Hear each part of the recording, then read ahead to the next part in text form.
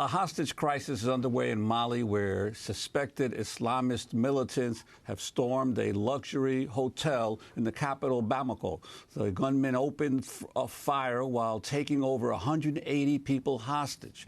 At least 3 deaths have been confirmed so far. Malian special forces have launched a rescue operation and have exchanged fire with the militants inside.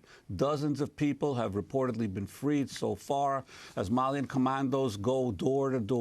There are reports the captors have released those hostages who are Muslim while keeping those who are not. Mali has faced a radical insurgency for over 3 years. Islamist militants seized northern Mali in 2012. A French-led intervention ousted them the following year, but violence continues across the country. For context on this hostage crisis in Mali, though we don't know a lot of details, last week we spoke to Nick Turse, who's the author of the book Tomorrow's Battlefield, U.S. Proxy Wars and Secret Ops in Africa. Turse focuses on the expanding American battlefield in Africa, where he says the U.S. military is now involved in more than 90% of Africa's 54 nations. In a recent interview with Democracy Now!, he discussed how the U.S.-backed intervention in Libya helped fuel the ongoing militant violence in nearby Mali. One example is the case of Mali, where you had a U.S.-trained officer who overthrew the democratically elected government there just 2 years ago. This was Mali was supposed to be a bulwark against terrorism. It was supposed to be a stable success story. Instead, you have that occurrence. Then last year, a U.S.-trained officer overthrew the government of Burkina Faso. This is, I think it's troubling, and you hear the talk about professionalism of the military and that they're instilling values, human rights, these sorts of things. But, in reality, what we're seeing on the continent is very different. And if you look at the groups that we're training on the continent, the militaries we're training, and then you compare them to the State Department's own lists of militaries that are carrying out human rights abuses, that are acting in undemocratic ways, you see that these are the same forces. The U.S. is linked up with forces that are generally seen as repressive, even by our own government. What is the U.S. interest in Africa? Well, it's difficult to say for sure. I think that the U.S. has viewed Africa as a place of weak governance. Sort of a zone that's prone to terrorism, and that there could be a spread of terror groups on the continent if the U.S. doesn't intervene. There's generally only one tool in the U.S. toolkit, and that's a hammer. And unfortunately, then everywhere they see nails. What were you most surprised by in the drone papers that you got a hold of, kind of what's been described as perhaps a second Edward Snowden, this project of The Intercept that you wrote about, particularly when it came to Africa?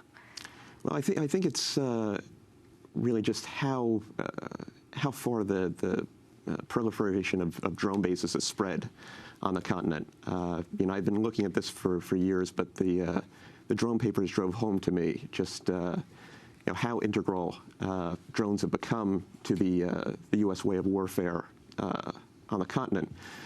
I think this feeds into President Obama's strategy, trying to get away from large footprint interventions, the disasters that we've seen in Iraq and Afghanistan.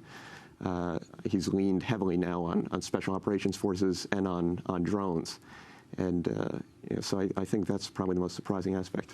And in terms of the reports that we get here, you basically, there's either news about Boko Haram or Al-Shabaab or the continuing disintegration of Libya. To what extent have these special operations focused on these areas, and to what extent have they had any success? Well, I think that Libya is actually it's a great example of the best intentions gone awry by the U.S. The U.S. joined a coalition war to oust dictator Muammar Gaddafi, and I think that it was seen as a great success. Gaddafi fell, and it seemed like U.S. policies had played out just as they were drawn up in Washington. Instead, though, we saw that Libya has descended into chaos, and it's been a nightmare for the Libyan people ever since, a complete catastrophe. And it then had a tendency to spread across the continent. Gaddafi had Tuaregs from Mali who worked for him. They were elite troops. As his regime was falling, the Tuaregs raided his weapons stores, and they moved into Mali, into their traditional homeland, to carve out their own nation there. When they did that, the U.S.-backed military in Mali that we'd been training for years began to disintegrate. That's when the U.S.-trained officer decided that he could do a better job, overthrew the democratically elected government. But he proved no better at fighting the Tuaregs than the government he overthrew. As a result, Islamist rebels came in and pushed out his forces and the Tuaregs, and were making great gains in the country, looked poised to take it over. The U.S. decided to intervene again. Another military intervention. We backed the French and an African force to go in and stop the Islamists. We were able to, with these proxies, which is the preferred method of warfare on the African continent, arrest the Islamists' advance. But now Mali's descended into a low-level insurgency, and it's been like this for several years now. The weapons that the Tuaregs originally had were taken by the Islamists and have now spread across the continent. You can find those weapons in the hands of Boko Haram now, even as far away as Sinai in Egypt. So, you know, the U.S. has seen this as a way to stop the spread of militancy, but I think when you look, you see it just as spread it. That was Nick Turse, author of Tomorrow's Battlefield, U.S. Proxy Wars and Secret Ops in Africa. Again, we spoke to him last week before the latest developments today in Bamako, Mali. The latest details: a hostage crisis is underway, where suspected Islamist militants have stormed the Radisson Hotel. The gunmen opened fire while taking about 180 people hostage. At least 3 deaths have been confirmed so far. Malian special forces have launched a rescue operation and have exchanged fire with the militants inside. Dozens of people have reportedly been freed so far as Malian commandos go door to door.